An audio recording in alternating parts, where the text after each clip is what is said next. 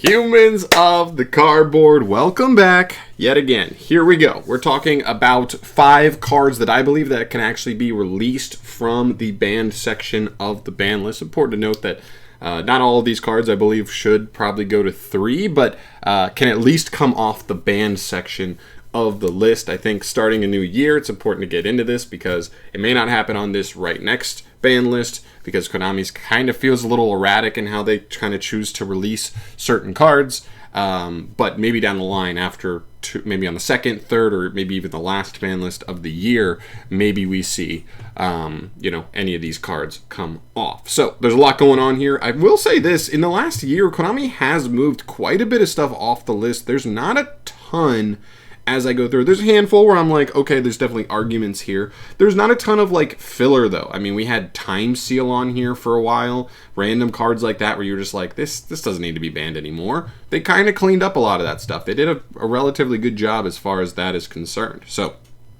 let's get into it. 5 cards I think can come straight off the ban list. This is just my opinion. Feel free to let me know where you land, not just on the cards I have here, but if there's any other cards that you thought should have been on here instead, let me know your thoughts down below.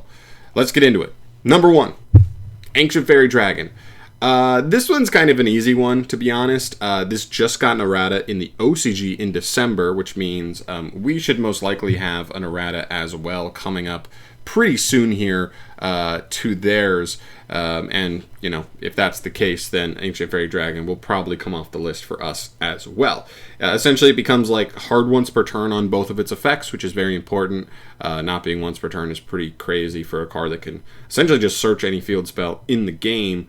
And other than that, it's a good card, definitely is, but so few decks I think will even be able to abuse it. It's got to be a deck that can make 7s relatively easily. It's got to be a deck that wants to play multiple field spells and can find them consistently to make this card live. So yeah, are there going to be some decks that can use it? Sure. It's okay if cards are good. It's just not okay if they're overwhelmingly busted, broken. They have to be banned, and I don't think this card's in that place anymore. So Ancient Fairy Dragon to 1 probably. I mean, I guess it can go to 3 because it's hard once per turn now. But yeah, Ancient Fairy Dragon number 1 on the list for me. Moving on to number 2, Glowup Bulb. This one's another one that's kind of pretty easy to kind of put your thumb on and say, oh yeah, how expand. So yeah, the best tuners in the game can just all kind of fuck off now, which includes Bulb, even Fishborg. Is it Launcher, the one that's still on the list? There may be some other tuners that you could also take a look at, although I think some of them, a lot of them have been, well, I say a lot of them, but I just know that the Blackwing one just came off the ban list, Steam the Cloak, and, with how gone, those cards just really aren't doing... O-Line's the other one. And I think Bulb just falls right into that category. I think it's totally fine. It's a once per duel anyway. It's a brick. Yeah, it's fine. For sure. Moving on to number 3. Heavy Storm. This is definitely one where I'm like, why is this still banned? I really don't understand this one. We literally have Harpy's Feather Duster at 1. If they don't want to put this to 3, I get it. But at 1, we have Lightning Storm, we have Harpy's Feather Duster. What is Heavy Storm really doing that's so overwhelmingly broken that it needs to be banned instead of those cards? The only benefit, the only buff to this card that those cards don't have, in my opinion, is that this card can destroy your own spells and traps. I know that sounds really bad, but there are some archetypes that could actually benefit from wiping your own spells and traps. Stuff like Unchained, you know what I mean? Wipe your back row, they float you into more monsters. You cleared your opponents while also allowing yourself to play. It's cool there. But that's very specific to very specific archetypes that have spells and traps that float. So yeah, I don't really get it. I don't know. I think this is a fair enough card versus back row decks. We want to have answers to back row decks. We have Evenleys, we have Lightning Storms, we have Harpy's Feather Duster, but that really feels like the main cluster of it. And outside of that, you're looking at Twin Twisters or 1-for-1 cards like Cosmic and Mystical Space Typhoon. Not enough. So I'm okay with Heavy Storm coming off, and that's coming from a back row player. I really don't see why this card needs to be on the ban list, especially not at 0. At 1 or 2, whatever. Maybe if you want to slowly release it to 3, but I don't really see the point. I definitely think this can hang around. Moving on to number 2 on the list, Orcust Harp Horror. Yeah, I'm on the bandwagon with this.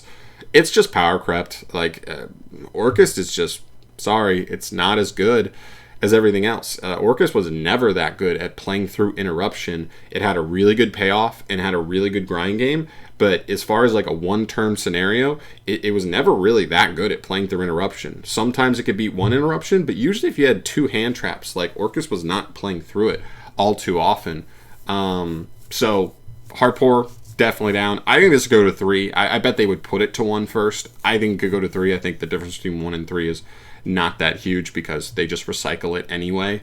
But 3 would just make their deck a little bit more consistent that way. So, you know, we'd like to see 3. But yeah, it's a good card. I'd like to see it for him. Orcus needs help. Orcus hasn't really done anything in a while. And this is just a card that takes their engine to the next level for sure. Just being able to get stuff right out of the deck.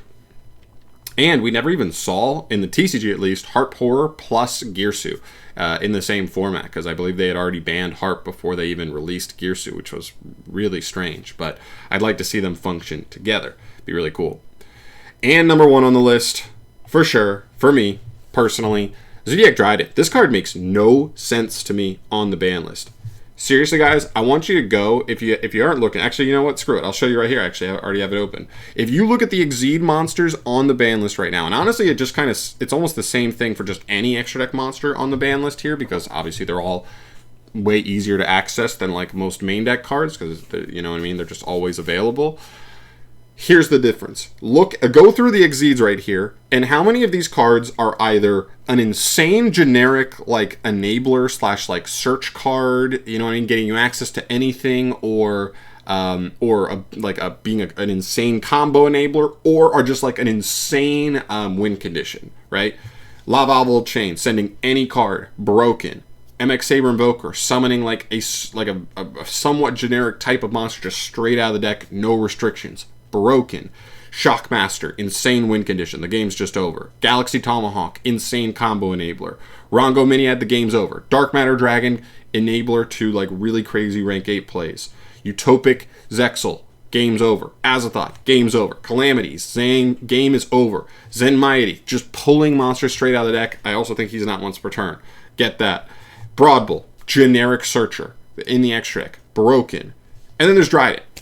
Dryden is not a game-ending card. It is a completely fair interruption. It is a target a face-up card and destroy it. That is so fair for like modern-day standards compared to like what decks do nowadays. He doesn't generically access anything in your main deck. He is so fair compared to every other card here. I really don't understand it. I think he could be at 3. I really do. I think Zoodiac's been power crept enough. My only one concern with him at 3 is I do think that might make Zoo Tri-Brigade maybe a little bit too good. But like even just at 1, obviously that just helps Zoodiac a ton, because right now it feels like Zoodiac is unplayable because it doesn't have a turn 1 play. You have to like opt second and play that. If you have to go first, you don't have a turn 1 play. You just have to like have a weird side deck to like side in floodgates and stuff so that you don't just get blown out when you're forced to go first. It's really weird. I don't get why Dryden's here. It got hit for Tri-Brigade's sins back in the day, and I think we're really seeing like Tri-Brigade's still really good. It's one of the best decks in the OCG combined with sprites, because that engine never really got hit that bad, and I don't think Dryden was ever the hit to make. So for me, that's number 1 on my list. I'd love to see Dryden come back. I just think it deserves it. I don't think it ever deserved to be hit in the first place once it came back.